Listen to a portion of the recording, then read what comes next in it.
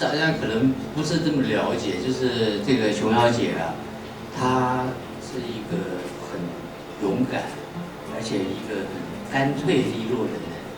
那她其实就是她的这个，我觉得她的人生的方式有点像她驾驭她的这个笔墨一样，就是说很清楚的，很有条理，是很有控制的啊。那么我觉得她的这个选择自己这个主动的去结束，我是觉得是可以接受的。那这不用再赖活嘛，就是你觉得好玩了嘛，没意思的去结束啊。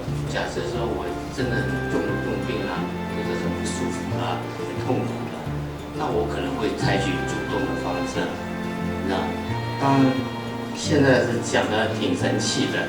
啊，到时候可能也会孬，就是了。